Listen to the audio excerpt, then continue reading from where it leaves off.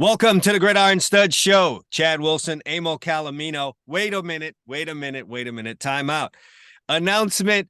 The name of this show is changing. It is no longer going to be the GridironStuds Show. The GridironStuds Show will still be around, but that'll be a different show. We, Emil, are now going to be called Two Chumps Podcast. Which is appropriate because we are two chumps like the rest of you. Two chumps. We were named as much by my brother Danny Fight, and I thought it went well. I thought it stuck, and so we're gonna run with that. Did need to separate this from the GridironStuds Show anyway, which is a show where I talk about recruiting and what's going on a little bit more in depth in college football. Here on the Two Chumps Podcast, we will dig into all kind of things. Today we are mostly on college football, probably exclusively on college football, Emil, because the season is now upon us. We were lamenting, if I can use that word. You guys, some of y'all may need to look that one up. Yeah, look that one up. But when the season ended, which seemed not too long ago, about, we're going to be missing college football. Well, we've gone through all the summers and everything else, and we are back. So college football is back, and we're here to talk about it today with our annual college football conference preview. So Emil and I are going to dig into not too deep, because Emil and I will probably kick this off with a little discussion about what's going on in college football. It's going to probably prevent us from going super deep into these conferences. I have to interrupt you. You know what I was thinking about? We were talking years ago. Now, it's probably at this point, these shows, we've been doing this quite a while. It's probably going on 6 years now, maybe. And we started doing those things. You did the original where you had the 64 teams, 16 in each region, yes, and all that stuff. And I was talking to a guy the other day who's a big college football fan. And he's like, I think we're just getting up like the NFL. And I said, it's funny you say that. I said, because years ago, a friend of mine and I said the same thing. And there were people who laughed at us, and I truly believe when this shakes out, and I don't know, it's happening quickly, so I'm going to say down the road, but might not be that far down the road. I think you're going to end up with 3 conferences with 20 to 24 teams each, and I think they're only going to play each other. I think that's where it's going to end up. You're not going to have a lot of these games we're going to see in the next couple of weeks. They're going to start to go away as they start to consolidate power. Yeah, I think ultimately, I kind of feel like we're moving to a 2-conference situation with 24 teams in each. I kind of feel like that's the route that we're going in. Of course, that would require, right now, it seems there's 3 very motivated conferences. That's the SEC, that's the Big Ten, and that's the Big 12. The ACC is still trying to figure out if they want to be in this whole thing, as a couple of their members are being tugged at. We've seen what's happened to the Pac-12, and you and I will get into that in a moment. But it seems like the Big 10, Big 12, SEC are the most motivated. I have my doubts as to the strength and viability of the Big 12 going forward. Losing Texas and Oklahoma is a big blow to them, and now trying to pull in, at this point, they're pulling in castaways, if I can use that, from other conferences. And eventually, as money starts changing hands and the powerful media outlets that are behind these conferences really start to get their way, I have a feeling like the Big 12 might not be able to hang together with that. Well, yeah, and you're probably right. And maybe the names, we may be getting caught up here, is I think the SEC and the Big 10 will stay permanently. Where I say a 3rd conference, I look at this and say there's probably 60 to 70 teams, without getting into the details today, that can kind of play in this arena and would be part of it for either their performance on the field or the media market they bring, okay? One or the other. Like Rutgers, not to pick on Rutgers. Rutgers brings a big media market in, right, whether they play well or not, Yes. So I think there's probably 60 to 70 teams. And when you look at the way you form a conference, I think you kind of, at least in my view, cap out around 24. So I kind of feel like somewhere we're going to end up with the Big 10 with 24 teams. That sounds funny. The SEC with 24 teams, and some other entity, whatever they call themselves eventually, with a similar amount. And we're just going to end up with this semi-pro league, for lack of a better term, analogy, that plays for a championship because they're football, quote unquote, football schools. And I think then there's going to be a division of not quite what we used to call 1AA, with Northern Arizona playing Eastern Washington, but there's going to be this subdivision one where these guys have their own set of rules and they play each other with the Bowling Greens and the MAC I don't team. like where do you think we're going to draw the line here? Do you think it's the top 48, as I think you and I have tried to do on a show where we had an ultimate conference and we put teams in? Do you think there's a 48 and we say that that's a league?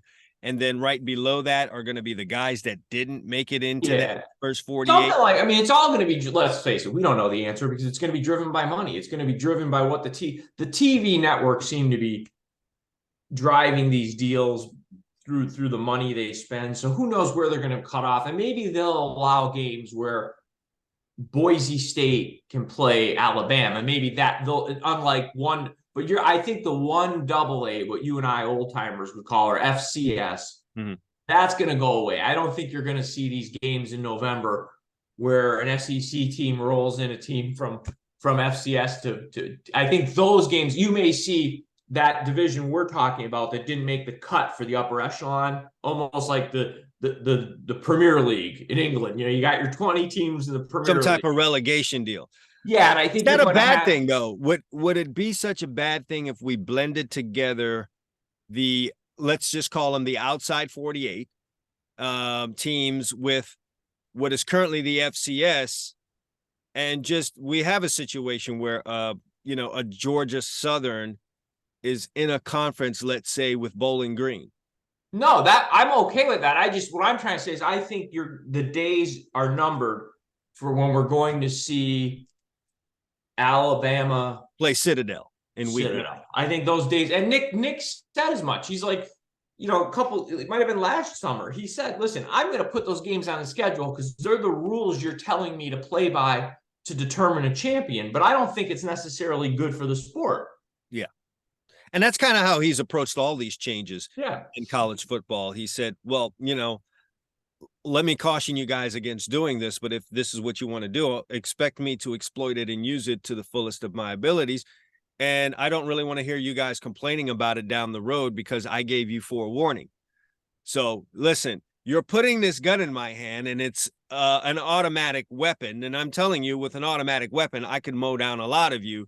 If you guys want to make this legal, that's fine. Just please know that if you give me an automatic weapon, I plan on using it. I'm not going to say, oh, hey, I was in the Marines, so maybe I shouldn't have this automatic weapon as you guys come at me. No, I'm going to use it and blow you guys away. Is that really what you want? Is that what you want? Right.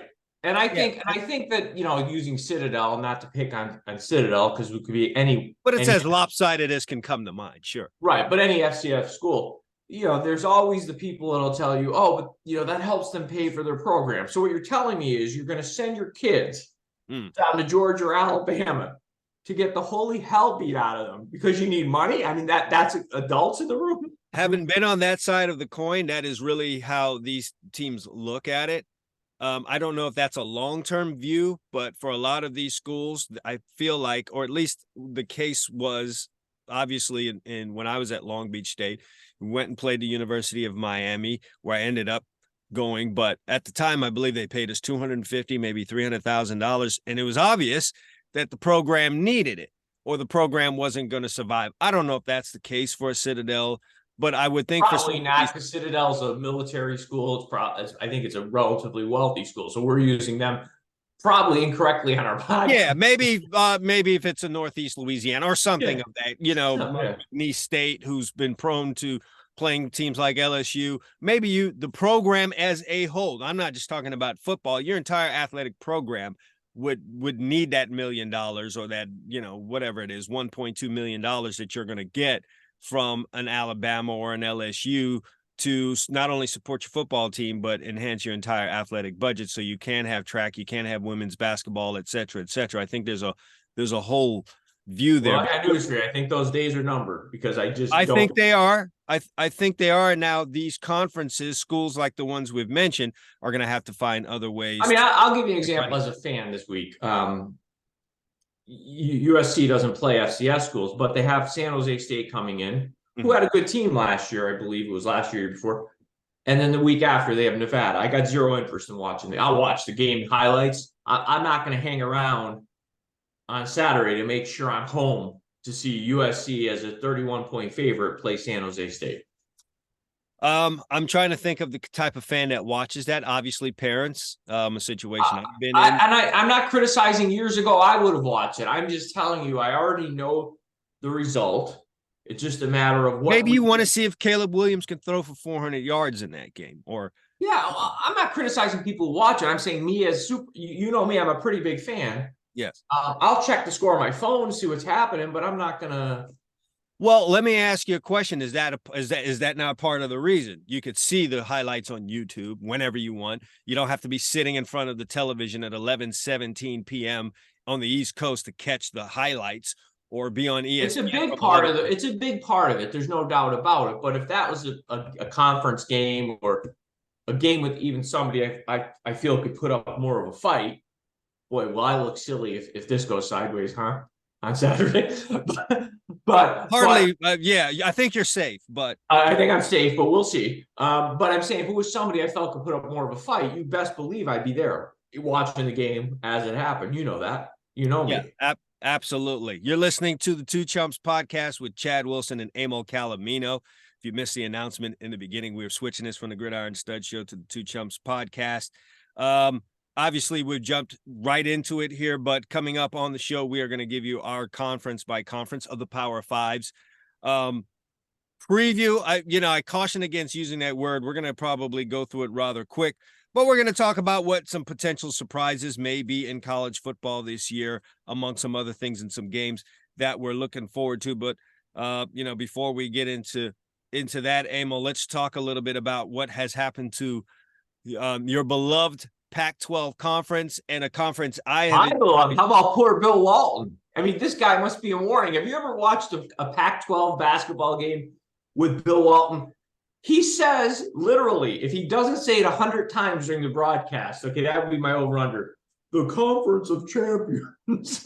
I mean, well, we don't know how many drugs Bill Walton took in that era, and he tends to speak in huge terms. But yeah, he's probably pounded a drink. I felt it was doomed the minute. I didn't think it would happen this quickly. I have to say that. No way. I felt it was doomed the minute USC and UCLA went to the Big Ten. I kind of looked at the conference and I said, where's the money going to come from for the TV rights? You could talk about Oregon and Washington all you want. They have great programs, but that's not media market.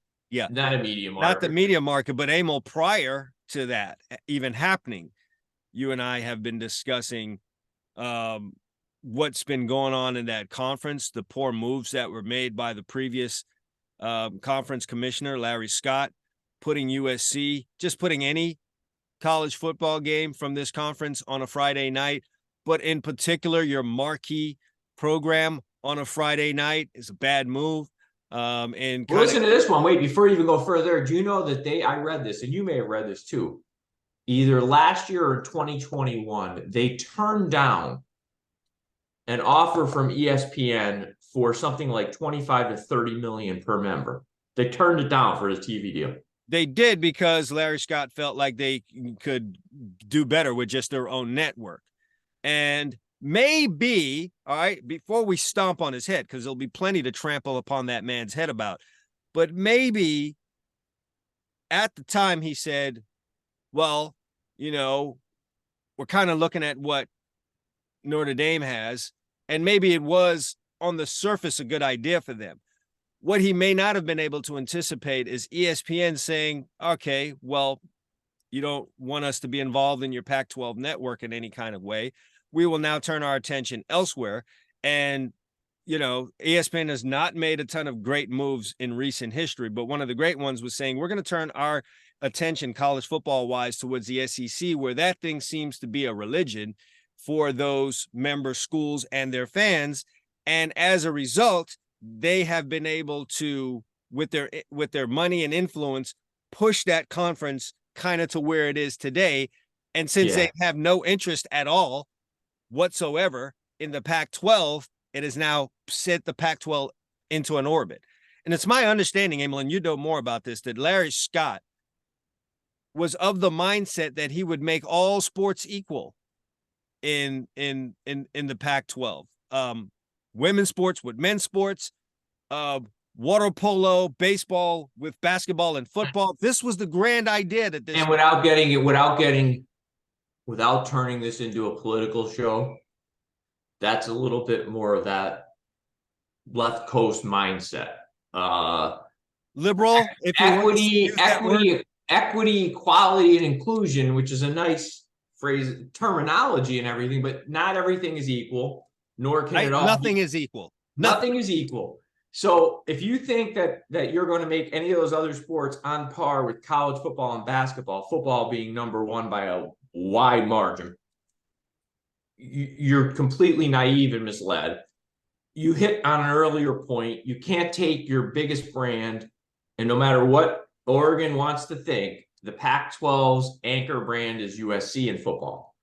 And in basketball, it's UCLA and maybe Arizona, but you can't put those teams in goofy time slots playing games, because eventually, someone's going to get to USC, and they did. Carol Folk became the president, and I don't know who gave the directive, but somebody looked and said, we're not playing Friday night football games anymore. We're done with this. I would have to think the Pac-12 network said, man, we're not really getting much out of this. No one's watching it. Our advertisers are not getting their bang for the buck. We're not going to get these guys back. I mean, I'm sure they ask a pretty penny to be on a broadcast that has USC on it. Quite frankly, no one's watching it. I have a friend of mine who has a son that goes to USC. He also had a younger son that's playing high school football. And he said, I think this is crap that I have to decide between going to my younger son's football game on Friday night or my older son's USC football game. How did I end up in this position? I thought I was safe with one in high school. Yeah, you tell the audience who haven't been following us two chumps how big of a USC fan I am. But I'm telling you, when there was games on that at that 10:30 time slot, if it wasn't a game that I thought they could lose, I mean, I'm out at halftime when they're up by 10, and I'm going to assume they win. I mean, you're up till 2 a.m. You're up till 2 a.m. And listen, if you've got a job on the West Coast in California and your quitting time is 6:30, and you got to leave Los Angeles to go to the Valley, you might not even catch the beginning of that football game. So it was just bad choices all the way around. We are now seeing the ramifications. And I think, I think that's just the way the free market works. I hate to go this route, but I think the Pac-12, unfortunately, based on the poor decisions they've made over a long period of time, ended up where they deserve to be as far as football goes. I can't speak the other sports that they're very good at. I feel bad for, because it is the Conference of Champions. The top 3 NCAA champions in terms of totals are Stanford, UCLA, and USC, and it's a wide margin. Okay, but again, men's water polo is not men's football, so not even close.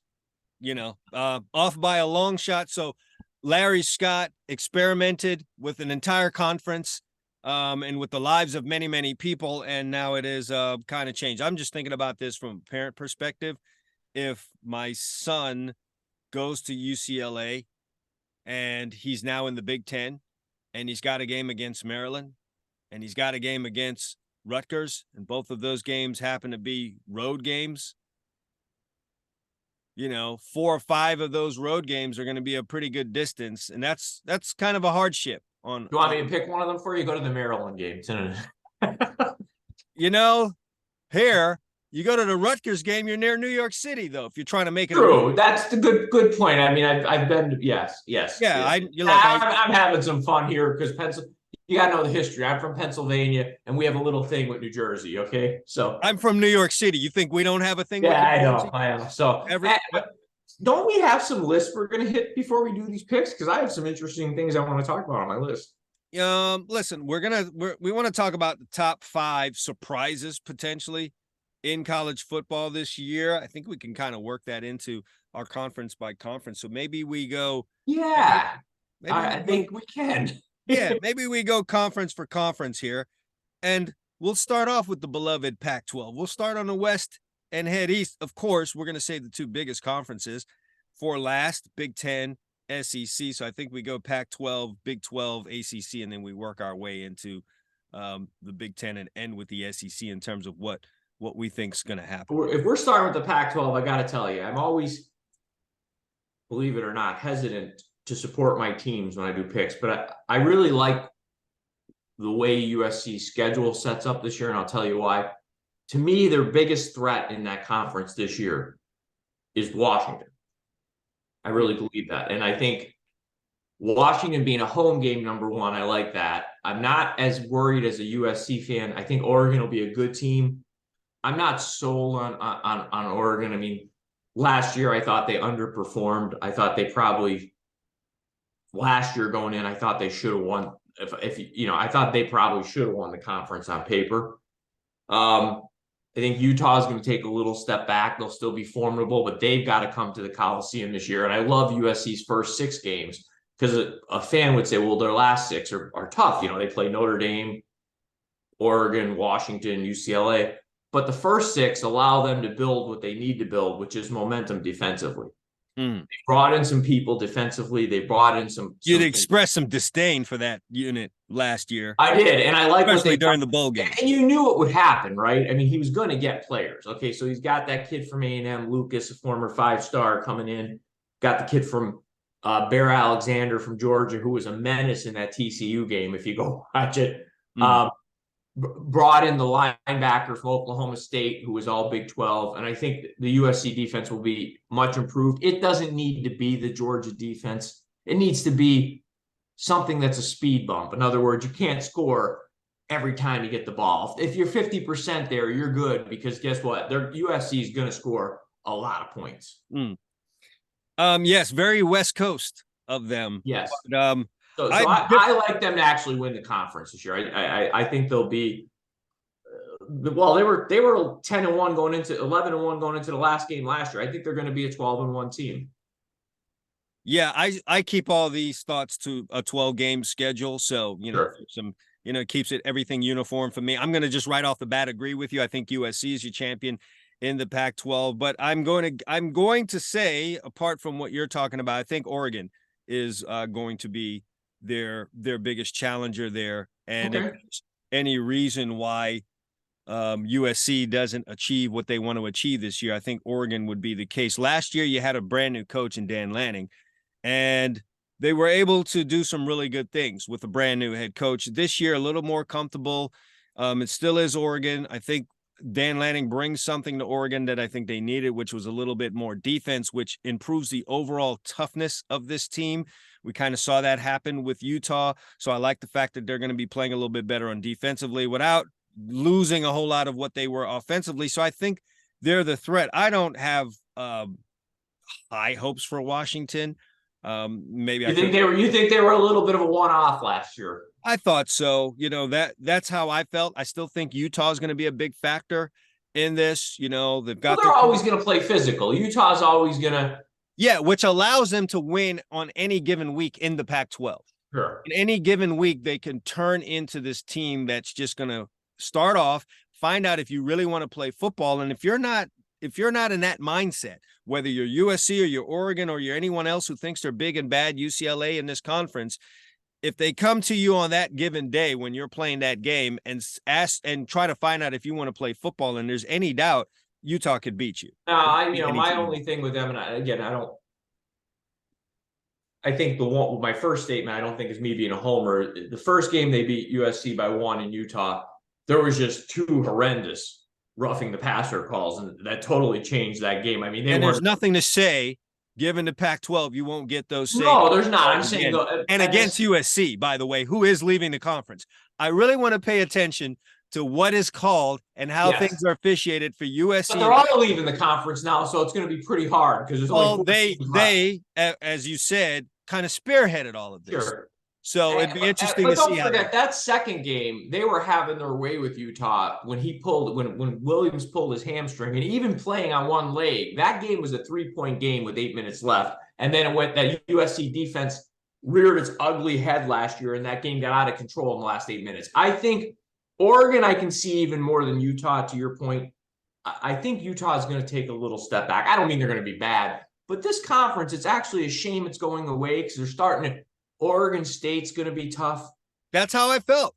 They were starting to get a little bit wider at the top where you could have some really good battles. It's just a shame that this is the point in time. And I think UCLA might take a step back this year because they lose two key pieces that were underrated on that team. DTR and Charbonnet hurts. And the tight end leaving. The tight end and the quarterback. You know, he was a gamer, that kid. Yeah, Dorian Thompson-Robinson, who, by the way, is doing well in preseason football. Yeah, he was a gamer, and I think losing that is going to be a little much for UCLA to overcome. So I like USC to win the conference, and one of my surprises in this conference, because it's one of in our top 5 surprises. I think fans are way over their skis on Colorado, and you know, I like Deion.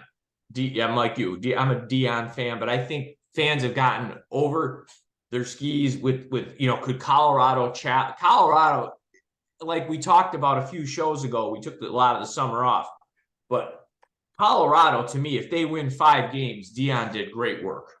I want to say the over-under is 5.5. I don't know if you've got. I don't care what I'm telling you, if that man gets that team to 5-7.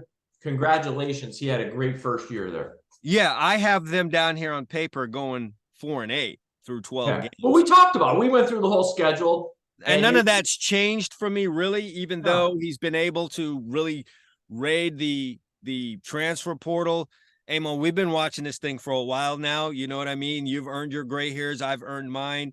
I don't care how you construct a team in that first year. These minds and souls have to come together. And that's a very difficult thing to do. Is Deion the man for the job? Yes. Does that mean that stuff's going to happen instantly?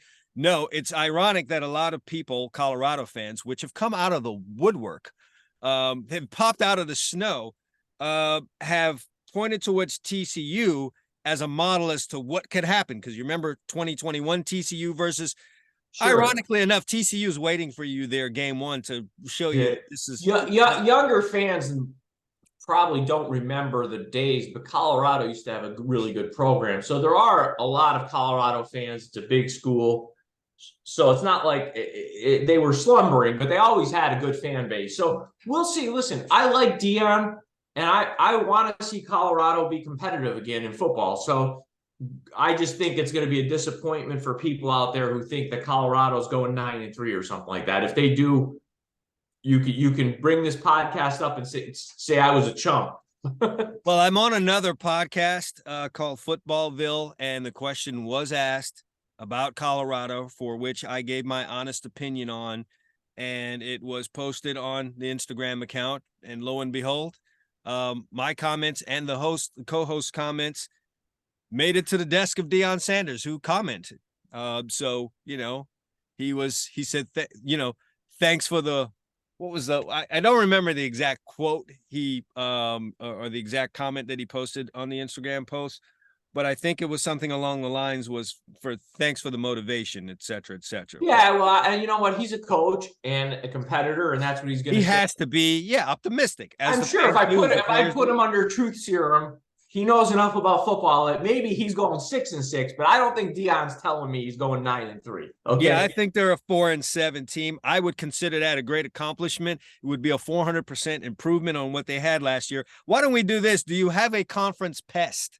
Do you have a Pac-12 conference pest? To me, the conference pest, just the way they play, is Oregon State. I think Oregon State is one of those teams that, look at what last year up in Corvallis, right? Now, you got a Heisman Trophy winner, Caleb Williams. He needs to get pushed forward on a 4th down to get a first down, throws a dime on the next play. He looked bad all night up there. It was a 17-14 game, and this was a team that was scoring 40-some points a game. When you play them up there, especially up there, they've been at night too, by the way. A night game in Corvallis is tough. Hey, it took one of those great USC teams. It took a Reggie Bush punt return in the fog up there to really win an 8-point game back in the day. I mean, it's just a tough place to play, and they have a nice team. They're physical. They're built more like a Utah.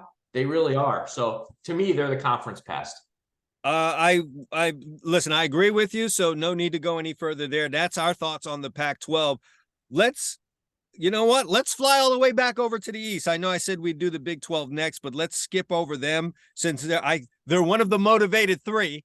We're gonna go to ACC football right now and talk about what's gonna go on there. I'll start off here, Emil. One of my surprises is in this conference. I'll get to that in a moment. But I think I think the ACC this year is Florida State's conference. I thought Florida State ended the season last year as perhaps one of the 5 top teams in college football.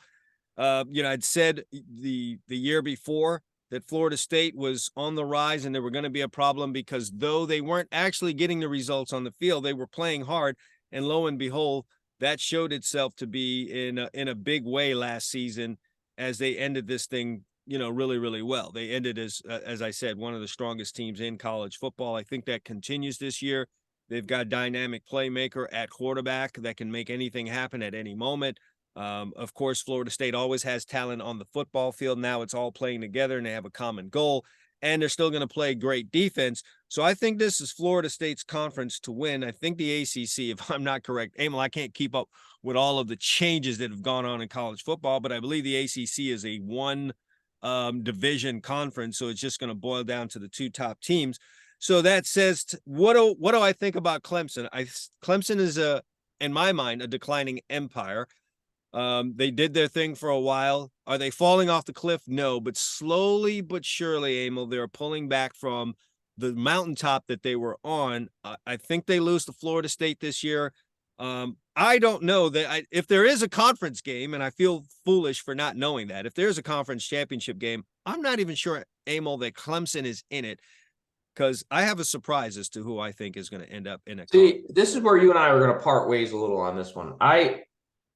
For some reason, and I think Florida State's going to be a really good team. Their schedule sets up well, but their entire season really, because they don't have a lot of meat on the bone in the schedule. I mean, I'm pulling up Florida State's schedule here, and the problem is it's all September. I mean, if they don't get through September, winning one or both of those big games, playing LSU and then at Clemson, they don't really have any place to make it up after that because they play Virginia Tech, Syracuse, Duke, Wake Forest, Pitt. Okay, Pitt. I don't know what Miami's going to be this year. It's a rivalry game. I want Miami to be good because I like Miami, but I don't know. Then they play North Alabama and Florida. I don't know. I think Clemson's going to win this division. If you look at the way Clemson's season went last year, they had no offense for much of the season. As the season went on, they started to get a little better offensively. The defense never went away. I mean, I think it's a 2-team race. To me, it's a Clemson Florida State conference. I know you have a surprise, and I want to hear it. My pest in the conference is Louisville. I think Louisville will be a pest. They're just a pain to play. They usually have athletes at Louisville. You can look around the NFL. There's enough guys from Louisville, and I think they're the kind of team, if they catch you on a certain night and things are clicking, they can be a real problem. But for me, I'm going to go Clemson this year. You and I are going to part ways on that one. Yeah, I just don't like the direction Clemson's been going in. But well, listen, offensively, I have to agree with you. They were at certain points last year in the season, Clemson was painful to watch offensively. And I think you have to have an offense. You can't win defense alone anymore. You got to at least be able to hold your own. I mean, you don't have to be Ohio State or USC's offense this year, but you've got to be able to move the ball. But I think that's going to improve. I think they had problems, and I know they have problems at quarterback. Now that the kid that left was a 5-star. He didn't play like a 5-star there. He's up at Oregon State. Maybe being closer to home, he's a California guy, turns his fortunes, changes scenery. And I think now they were going back and forth last year. They took him out. They put the other kid in. I think they're kind of more set at quarterback, and I think they'll still play really good defense. We'll have to see. My conference pest also doubles as one of my surprises for this year. Emil, I loved what Duke did last year. I think Duke's bringing back a really good football team. I think Duke's going to be a pest. Emil, I dare say Duke could be a double-digit win team this year. They Well, could. I'll tell you what, you're going to make me look foolish, and I know you'll bring it up. So thank you. Because that first week of the season, Duke plays Clemson on a standalone Labor Day game. Yeah, so I'm getting a lot out of this. That's one of the big. Oh, you're getting a lot out of that. Let me tell you something. If Duke is a good football team, I'm going to be a fool in about 2 weeks. And if I'm not mistaken, that game is at home. It's a home game for Duke. If I'm not mistaken here, let me just check on that really quick. Yes, it is a home game for Duke. So we're going to find out right front and center what Duke is bringing to the table and what Clemson looks like this year. And so, yeah, Duke's going to be my pest in the conference. Duke's going to be one of my surprises in college football this year. I don't know what the over or under is for Duke. Perhaps we can get that looked up. I like the over, whatever it is, because no one has Duke at 9 or 10 wins. No. I know that. I saw a list today through the 9. If put it this way, if you think they can win 9 games, you're safe on the over. Yes, absolutely. So if you're of mind to go and lay some nickels down on those. So let's real quick for people jumping in here. The two chumps, formerly the GridironStuds Show, have given you the Pac-12 winner. We both like USC so far. Chad and I are through the ACC. Chad's got Florida State. I've got Clemson. So we don't agree on those two teams. And now I guess we can do the Big 12. We can slide on over to the Big 12. Emil, I want to just take an interlude here. I'm on the plane, and just to let people know, I did take my first trip out to Hawaii for a vacation with my wife recently.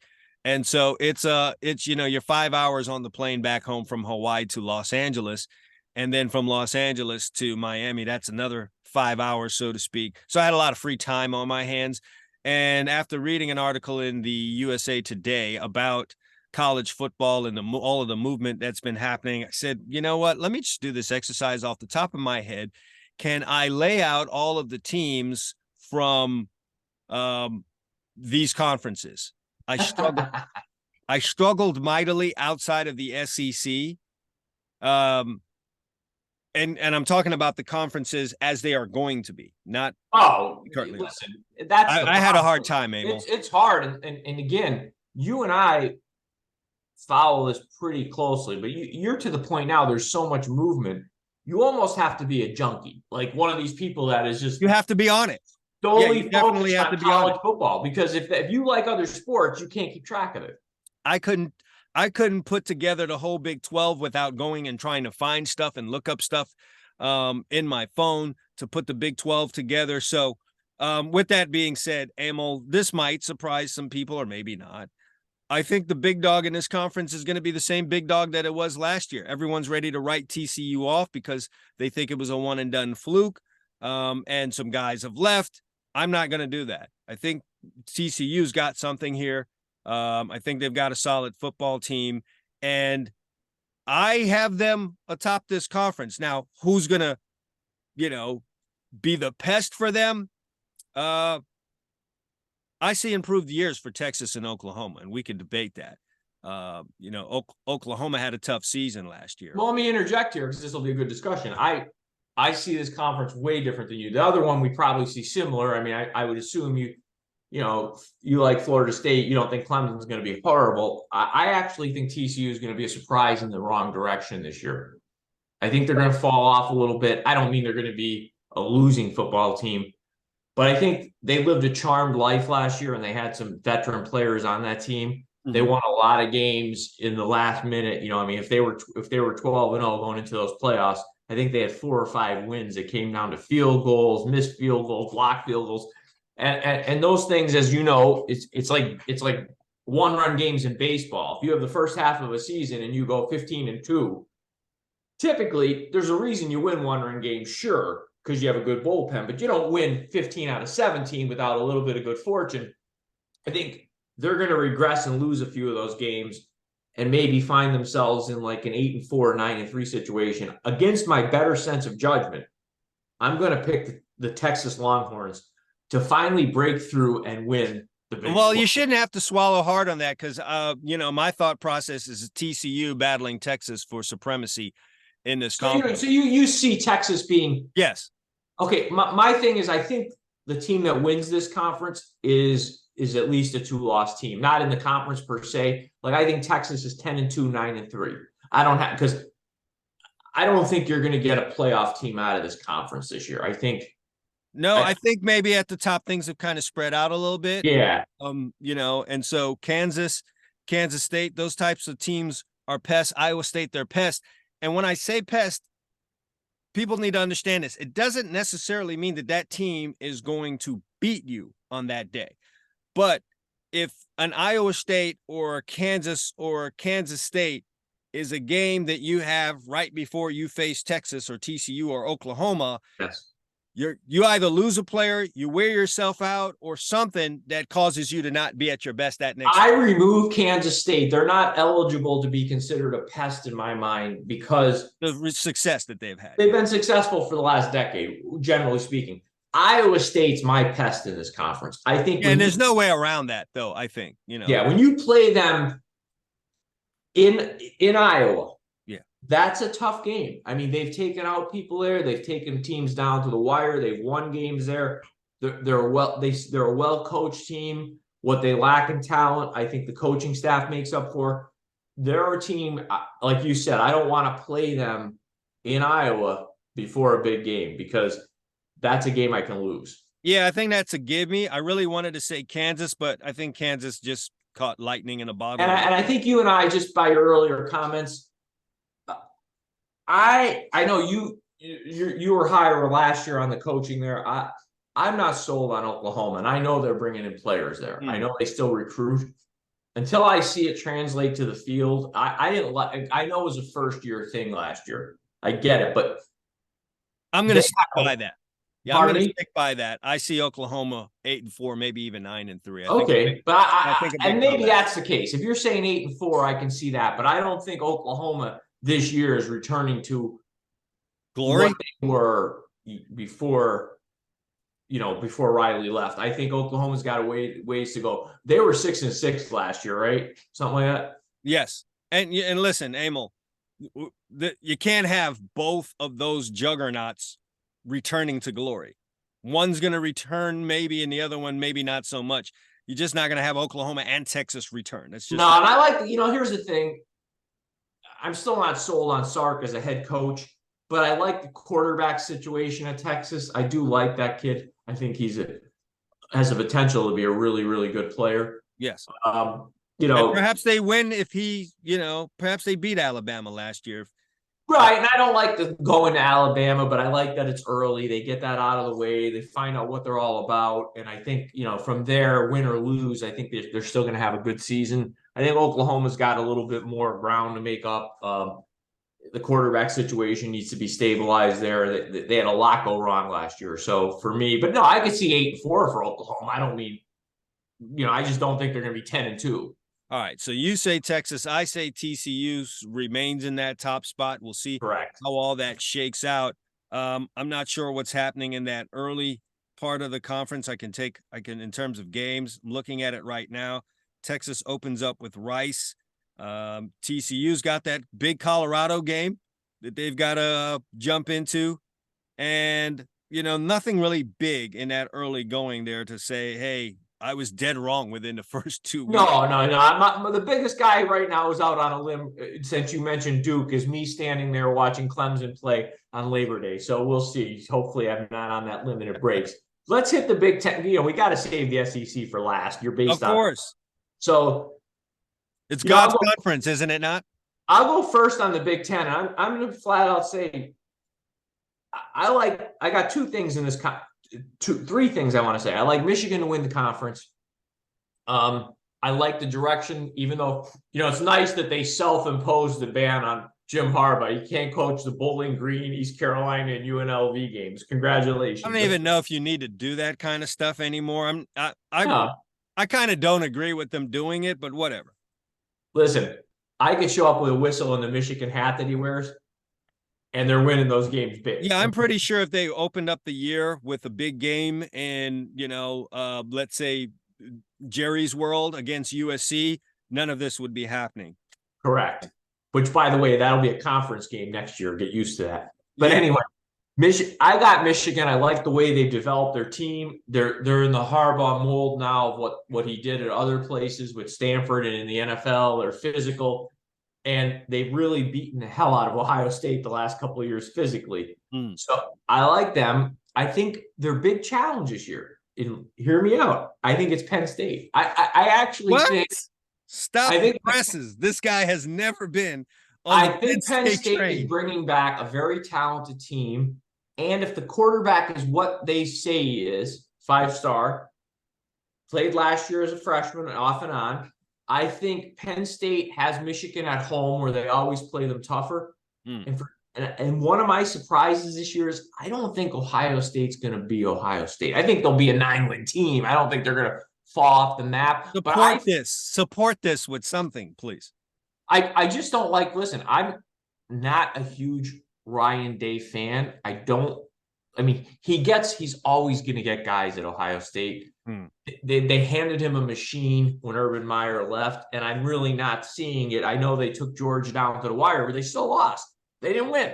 Great. Congratulations. So is it that he lost to Georgia, lost a championship game, and that he can't beat a very damn good coach in Jim Harbaugh? Is that right? What it and is? The rest of their schedule, they can listen. We both know this, and the big separator from college and pro football. And it's like I always say, if you just want to watch a great game with two good teams, college football on any Saturday, if you get the right game, is great to watch.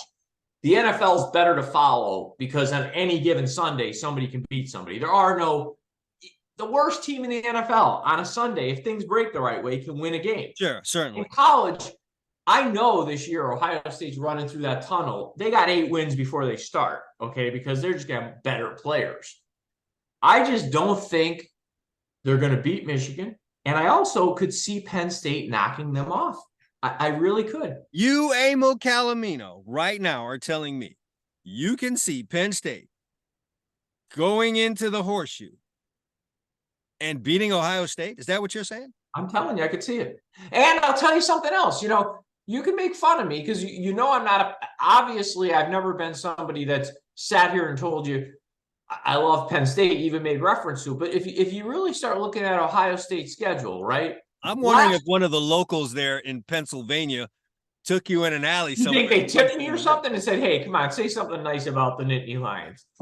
I looked at Ohio State last year. Okay, now granted, it was the first game of the year. They were home with Notre Dame. That game, Notre Dame took them to the mat. That game was a 21-10 game. Ohio State scored late to open it up. They have to make a trip, the fourth game of the year, to Notre Dame. They open up on the road at Indiana. They're at Michigan to end the year. They're at Wisconsin. Wisconsin's always a pain in the ass.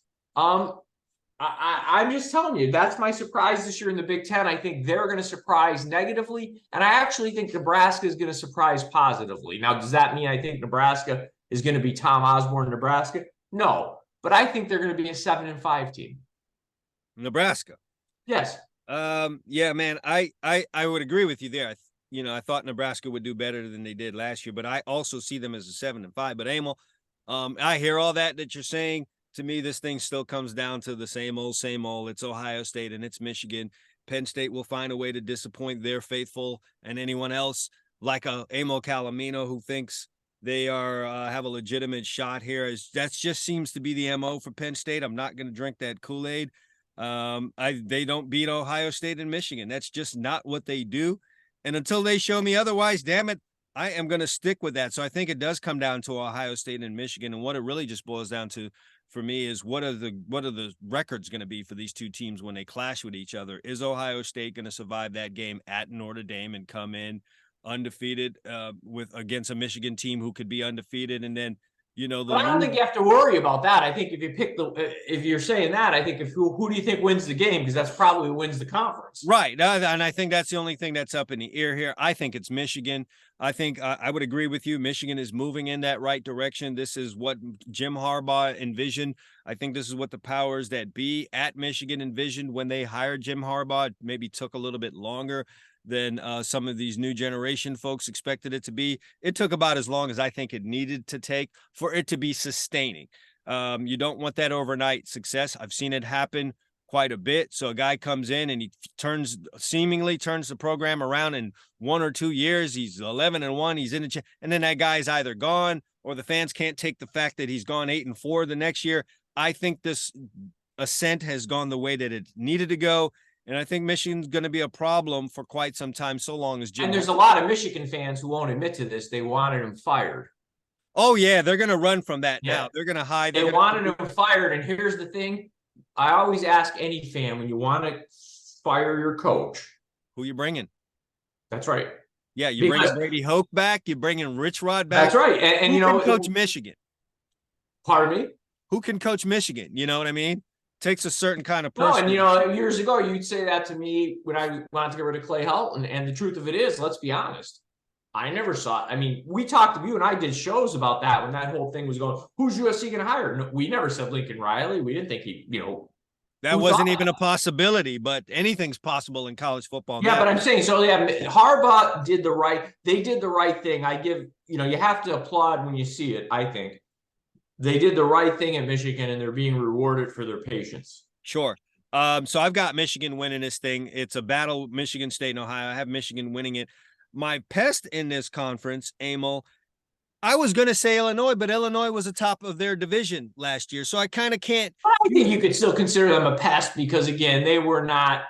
I would pick them, but I'm going to go a little bit more off the charts and say a Maryland. I see Maryland as a 7-5 football team. And sure, are they going to come anywhere close to being a division champ? No, but they're a pain in the ass team that if you don't come in there with your head on straight, Penn State, Ohio State. It's funny you say that. I have Illinois as my pest that you say for Penn State going, with Maryland, and I could see Maryland where you're going there, and I think Illinois is my pest. And again, I say Penn State because they get Illinois week 3 at Illinois. And, that could be a problem if they're not ready to play. Yeah, I don't know what your over-under is out there for Illinois. I would take the over, though. I think that, maybe there's some folks out there thinking that they're a fluke. I don't agree with that. And I think Illinois will be good once again. Brett Bielema's a good coach. He showed He's a good coach. I have them as I think Illinois is an 8-win team to me. They're an 8-4 team. Yeah. 8-4. I can see as much as 9-3. I mean, they open up with Toledo and Kansas, and I know Kansas is on the road, but there's 2 very winnable games they should have when they get home against Penn State, and that could be the difference. The Penn State game could either launch them into a special season where they win 10 games or 11 games, or put them in that 8-4 category if they lose the game. But I think they're going to be a good team. And Maryland, I could see where you're going there. I saw that game last year. They played very tough against Michigan. They did. And just a couple of mistakes here and there sent it the other direction. All right, so that's it for the Big Ten. And now, Emil, drum roll, on to the conference of all conferences, the one who's probably led to all of these changes that are being made one way or another, directly or indirectly. It is the SEC. Emil, let's not fool ourselves. There's a changing of the guard here. It's Georgia. Got Georgia winning this conference. They have a laughable schedule. Their Western Division team that they are going to play this year is Auburn, who I expect not a whole hell of a lot from. The East, while you're getting teams that are getting better, they don't have a real challenger in the SEC East right now. So, to me, Georgia only has one game that they could possibly, and I say possibly, lose. What game would that be? Maybe the Tennessee game. And that I say perhaps, yes. Perhaps. That's about it. I mean, they're going to walk through this thing. South Carolina was improved last year, but I don't think they have what it takes. I'm not sold there. 7-5, I think, for me with South Carolina. The thing I want to talk about in this conference is, Emil, all good things come to an end. And while I would say, like Clemson, this program's not going to fall off the cliff. They're just too good at the head coach position for that to happen. Think we're going to continue to watch the very gradual decline of Alabama here. I would not be surprised, Emil, if Alabama lost 2 or 3 games this year. That's not something that would really surprise me. They're facing increased competition in that West. Ole Miss continues to be a problem, a tough game for them to get by, even when they win it. LSU showed to be a big problem. I expect Texas A&M to come back and battle back from what they were last year. Arkansas, who is my pest in this conference this year, can be a real problem. There are just too many pitfalls and problems. But here's what's funny for me, and I'll tell you this: you and I, the ACC and the SEC. I have a feeling I know where you're going with the SEC. The same way you don't like Clemson, I have Alabama winning the conference this year. I have them beating Georgia in that championship game. You're crazy. Okay, I'm crazy. I think if you look at Alabama's, the games that would be problematic are all at home. Arkansas, Tennessee, LSU in a row, but all at Alabama. Yeah, they have a road trip to A&M. I think they'll lose a game. I don't think they'll be an undefeated Western Conference champion. But I think they'll lose a game. So for me, I'm going to go with Alabama to win the conference.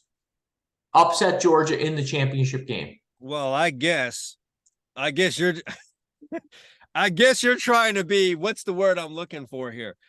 Provide some kind of, listen, Emil, Texas, that's a problem. Ole Miss, even though that game's at home, that's going to be a problem. Going to Texas A&M, going to be a problem. Emil, I would not be surprised if off a Texas A&M game on the road and prior to facing a Tennessee, they lose to Arkansas at home. Wouldn't that just be crazy? Texas A&M, Arkansas, Tennessee, back to back to back. That's a pain. You've got LSU who's surging. Yeah, okay, they'll be highly motivated for an LSU, but is that going to be enough? Emil, I see too many pitfalls here. I vehemently disagree with you here. I've just seen things out of Nick Saban that is saying he's closer to retirement just about every year. Emil. So you're going Georgia to win the conference then? I'm going Georgia to win this conference. And Arkansas is your pest? I'm going with Arkansas as my pest. I'm going with Georgia to face Arkansas in the championship game. How about you like them apples? Wow. Yeah, I'm crazy. You are crazy. I'm crazy like that. I think Ole Miss is going to be a pest just because Kiffin's turned out to be a pretty good coach, and they scored. You know, they could score. So if you're not ready to play, they'll hang a lot of points up on you. And they'll run you all up and down the field, and they'll make you question your ability to play defense. Yeah. Let me ask you this. So let me recap what the Chumps have here. ACC, I'm going right down the list here. Chad's got Florida State. I got Clemson. Big 12, Chad's got TCU. I got Texas. We both agree on Michigan to win the Big 10. The Pac-12, we both agree on USC. The SEC, I'm calling for Alabama over Georgia in an upset in the championship game. It sounds funny to say Alabama upset, but it's true. Chad's got the chalk with Georgia. So, Emil, before we cut out of here, though, give me your four playoff participants. That's what I was going to do. I was going to my 4 playoff teams, okay? I have Michigan as the number 1 seed. Alabama as the number 2 because they beat Georgia. Georgia as the number 3 because I have them undefeated losing to Alabama. And USC as the number 4. Then in the semifinals, I've got Michigan beating USC, a preview of future matchups in the Big 10. I've got Georgia flipping the script, as seems to happen when these SEC teams play each other, beating Alabama. Okay. So I got a championship game of Michigan and Georgia, but Harbaugh learns his lessons well, and I'm calling for a Michigan upset. Michigan hoist the trophy. National champs, huh? National champs. All right. I didn't go that deep, but I'll do this right here quickly in front of you. And while I'm doing this, I want you to tell me what you think Notre Dame's record is going to be this year. I've got the 4 teams as being Georgia, USC, and both Ohio State and Michigan. I think Ohio State and Michigan make it to that final game undefeated, and one team comes out undefeated still, the other team with 1 loss, so they both get in, and we somehow don't have 2 SEC teams this year, so that would put Georgia as number 1 and Ohio State as number 4. So that's your first game there. Okay, like Georgia to win that. USC and Michigan as your 2 and 3. I've got Michigan winning that. And then it's Georgia and Michigan again. And Emil, I'm on the Georgia train. I've got Georgia winning it in a very, very close game. Michigan could very well pull the upset. But as it stands on this day in August, I like Georgia to win yet again. This maybe it's just me saying that, I'm not sure that's great for college football. I can't argue with you. I have a gut feeling sometimes when things are that easy, they don't end up being. Maybe you're just right. Maybe this is just that easy. You want me to give you Notre Dame's record? Yeah. I say 9-3, Emil, and while you're thinking that up, I have this thought. I want the powers that be, if there still are any in college football, to force Notre Dame into a conference. All of this moving around, and they're sitting there feeling good about themselves because every year, the moment they show any kind of strength of any kind, people are ready to try and figure out ways to get them into the conference playoff. And in my mind, if I'm going to say to Notre Dame, you guys lose a game, you're not, forget about being in the playoffs. There's a lot of potholes, Chad, on this schedule for them potentially. I mean, they open with Navy and Tennessee State, sure. They won't really know much about their team. And then they go week 3 at NC State. That's a tough game. NC State's got some talent. Then they play Central Michigan before they play Ohio State. That's a potential. Then they got 2 teams that you and I picked as our pests in the ACC, at Duke, at Louisville, before they play USC, Pitt, and Clemson. Clemson on the road. I mean, 8-4. You say 8-4. I say 9-3. But what do you think of what I just said there? Tell them you guys lose a game, you're not in it. Well, there's no, listen, they don't have to play a championship game by design. So you shouldn't be allowed to sit home that weekend and improve your position for a playoff. I don't want to hear anything about Notre Dame being anywhere close to being considered for a college football playoff if they have 2 losses. 100%. 1 loss is maybe I'm off my rocker, but 1 loss should really put you in super jeopardy. But 2, you guys are out. I don't want to hear anything about Notre Dame. All this 100%. conference movement and those guys are sitting off on an island being cool. No way. I don't like it. No, I'm with you. No, I think they've, listen, I'm hoping as this expands, Notre Dame's a natural fit for the Big Ten. And now they're really a natural fit because one of their natural rivals, USC, is in the conference. So yeah, it would be really cool to get them into the Big Ten. And I like that this 12-team playoff because there's going to be, now you have a shot because there's going to be, if we're all playing each other, you're just going to have 2 and 3 lost teams that are excellent. Yeah, I definitely agree with you there. I can't leave without doing this for a good amount of our viewers. What do I think about my alma mater? And then what do I think about Florida? Because, a lot of people that watch this show. First of all, Miami, listen, I believe in what's going on down there at Miami. I believe in the changes that have been made. I believe in the head coach, Mario Cristobal. And similar to what I was talking about with Jim Harbaugh, this thing's not going to happen overnight. So I'm not expecting a whole lot out of my school this year in terms of, we're back. 6-6. I could see something like that. Maybe 7-5. I'm not expecting big things. If it does happen, obviously I'll be very, very happy. Florida, I think Florida's a losing football team this year. I think that program's in a slow decline. There's a lot of things happening in the conference, and it doesn't include Florida. Tennessee is a problem. Kentucky is up and coming. The Vanderbilt game's not easy anymore. Missouri's a problem for you. South Carolina's fighting back. A lot of things are moving fast, and Florida's not one of them in that conference. People could call me a hater. That's how I see it. They recruit against the SEC and Florida State, and it's harder to recruit. And I think, just like you said, a lot of things are moving against them right now. I agree with you. Yeah, I got them at 5-7. So yeah, I think Miami's going to be a winning team, just not a really. I think they'll be 7-5. Yeah, so we agree on that. All right, that's it.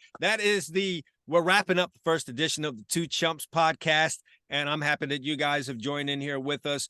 Feel free to hit subscribe. Now, this is going to appear on Gridiron Studs. The first couple of shows here are going to appear on the Gridiron Studs Show, and then we're going to break off and have our own podcast. So, yes, follow and subscribe to the Gridiron Studs Show because you want to know when we put out another podcast like this one, which would be next week. We got to do our NFL preview show. That's coming up, but we are going to eventually break off onto our. And we won't be chumps when we give our weekly picks because we will not. We have definitely been mighty then. Maybe we turn chumps into a good word, but yes, thank you guys for watching. We've got to run. We'll see you guys next week with an NFL preview. Thanks for watching Two Chumps podcast. See you guys next week.